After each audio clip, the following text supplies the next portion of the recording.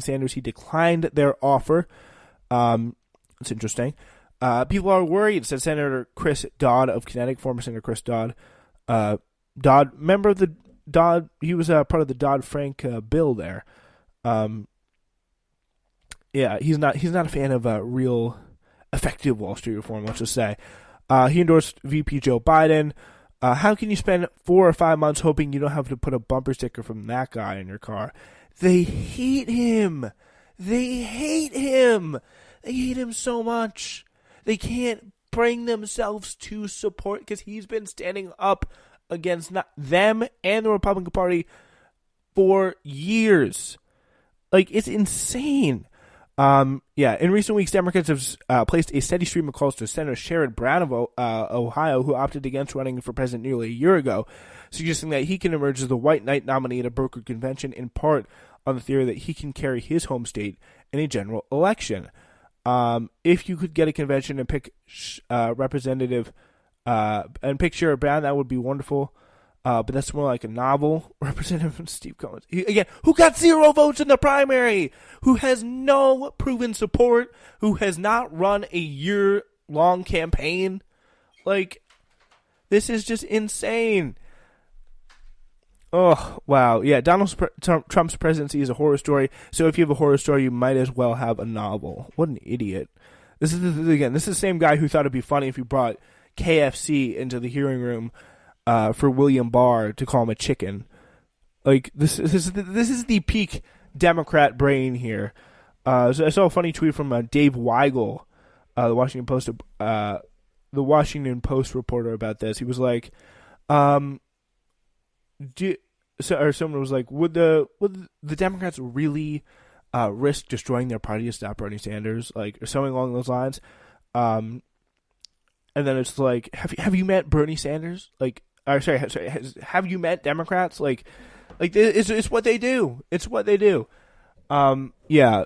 And we were talking. My dad's actually just walking by right now. We were talking about you. I was actually brought you up a little bit earlier in the show, like, as someone who would be pretty pissed off if they tried to steal from Bernie in the convention. Like, you would say, like, that's because you're not a Bernie Sanders supporter, right? Like, you wouldn't characterize yourself as that. I don't. It's a tough one. I don't not support him, but I really don't like a abrogation of the democratic process. I don't like the fact that somebody could steal the election from him if he won. Yeah, like, so you don't agree with a lot of his policies, though, right? Maybe a lot of the details, probably not. No.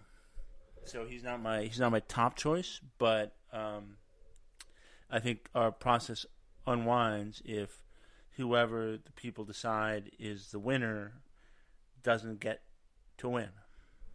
Yeah, and that's pretty much just as simple as that. And I get the sense, like, that's going to be a lot of people who maybe not necessarily view Bernie Sanders favorably.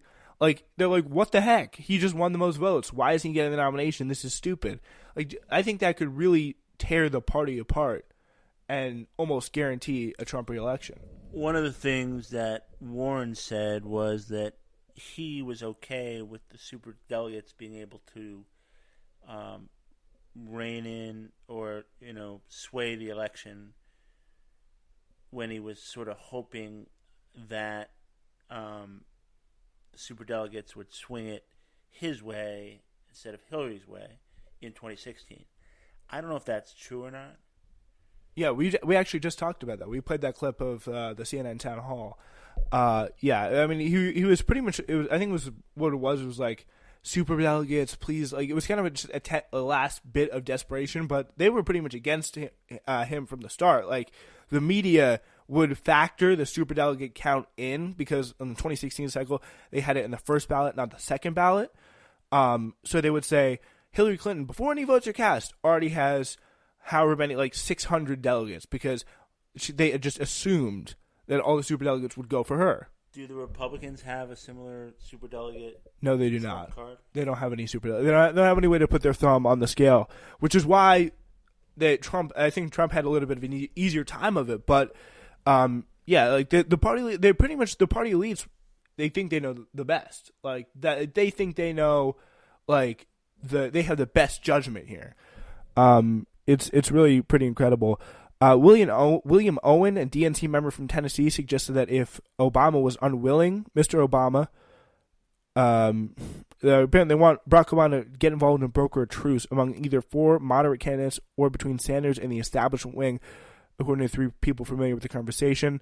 And then, of course, William Owen, a DNC member of Tennessee, suggested that if Mr. Obama was unwilling, his wife Michelle could be nominated as vice president, giving the party a figure they could rally behind. Like, just pulling some random Michelle Obama type, Sherrod Brown type out of a hat, like, that just seems to be just the peak stupid thing to do.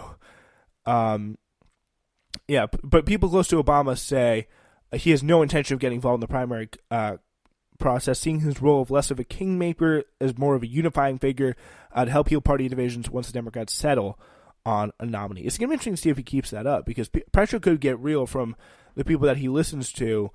And if that comes down, if Bernie Sanders does better than expected, I think we could see a change in that respect. You're already that the Bloomberg camp had floated Yang as a VP candidate. I did. Yeah, Bloomberg apparently is floating Andrew Yang as a VP. That is hilarious. Like, that is that would be pretty insane if he takes him up on that. Yeah, I'm gonna guess no, but yeah. Anyway, this is pretty interesting. So MSNBC pretty much responds to this report, and this is how it played out on MSNBC this past afternoon, Thursday afternoon. They're chewing this new report out. We're starting to hear this more and more, and we'll probably have a better sense, obviously, Tuesday after the 1,300 delegates that are up for grabs there are spoken for. But this idea that perhaps Bernie Sanders is moving the goalposts a bit when it comes to delegates and what could go down at the convention in Milwaukee.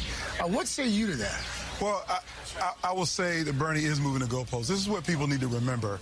The Democratic Party has a party. The party decides its nominee. The public doesn't really decide the nominee. The public gets to vote for President of the United States, but people who are active in the party, who participate in the party, they decide the nominee. Superdelegates are very influential in the party. Also, delegates are very influential. And just because you're a pledged delegate for Bernie Sanders or a pledged delegate for Joe Biden doesn't mean when you get to the convention floor that you'll stay a delegate for Biden or Sanders. That's a process. And so it is a process to pick the candidate who wants to be the standard bearer for the party to try to win in November. And so Bernie got to understand that process. And it's a real selective and detailed process. In 2008, the Obama campaign from the very beginning focused on the delegate process because we knew it all was going to come down to the delegates, who's committed to you, who wants to be on your team at the end, and do you really feel like they can be elected? Yeah, it's really insane. The party, the public doesn't decide the nominee. Yeah, it's the party people. You got to talk to the party people about it. The public, if they're nice, gets a vote for president. That last guy there was Anton Gunn, one-time former advisor to President Barack Obama and former South Carolina state representative, made the comments to Craig Melvin on MSNBC Thursday morning.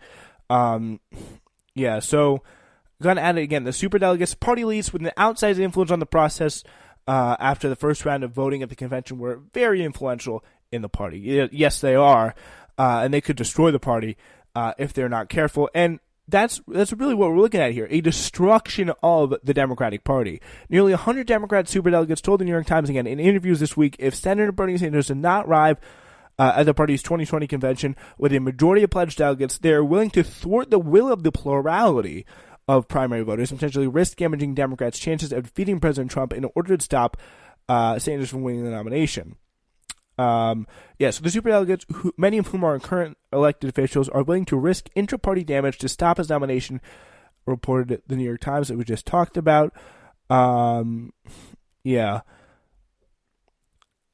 Progressives warn that nominating a candidate other than Sanders, if the senator wins a plurality of Democrats, would have nightmarish consequences for the Democratic Party over November. And I think that's something that I think really should be the case to be made for a lot of people. And as we talked I would just talk to my father, who is not a Bernie Sanders supporter by any stretch of the imagination. Like, he's not a big fan of socialism. Like, he doesn't like his live is pretty comfortable. Not a big fan of socialism. But I'm a little bit more to the left of him. But it's a basic thing. Americans, especially Democrats, after years of being told the democratic process is under attack, do not like to see the democratic process blatantly thwarted by their own party. Like, that's not something that's going to go over well.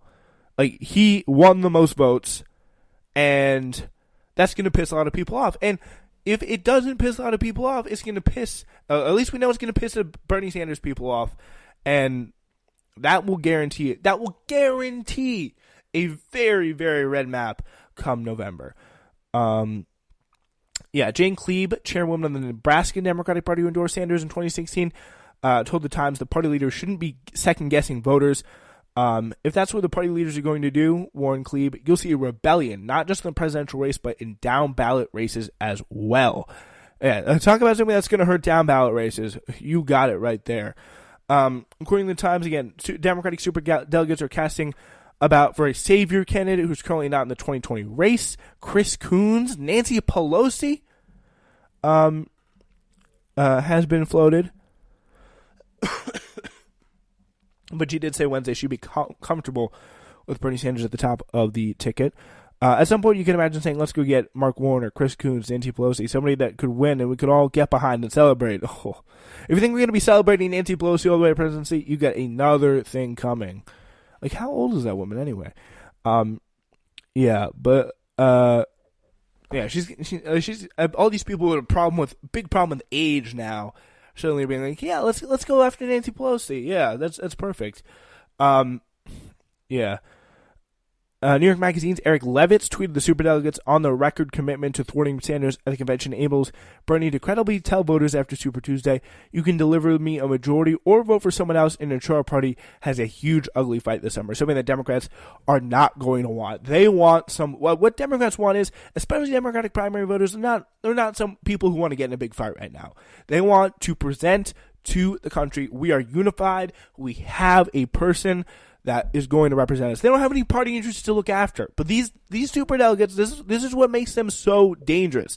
They have these special interests to take care of, whether it be their jobs, whether it be their friends' jobs, whether it be their sources of income, that they think might be in danger under a Bernie Sanders presidency. It's going to be a real interesting fight. It's going to be a really interesting fight to see how they decide to handle that, especially if things get closer. And it looks more and more like Bernie Sanders is going to win. And in a column for The Guardian on Tuesday, current affairs editor and outspoken Sanders supporter Nathan Robertson argued a broken convention would be a disaster for the Democratic Party. I love his accent. I highly recommend you go check that out.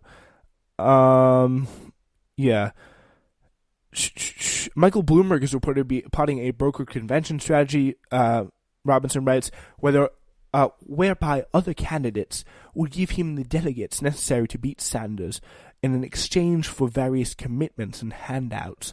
And Democrats are already trying to convince people that the brokered conventions are fine, with former Democratic Pennsylvania Governor Ed Rendell writing that we shouldn't fear a brokered convention because it would be exciting. It would be exciting.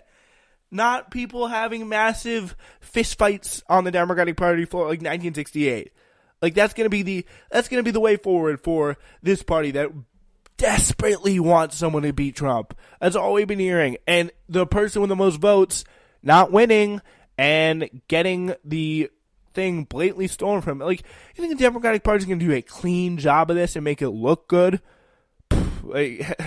You have not met the Democratic Party. It's pretty crazy.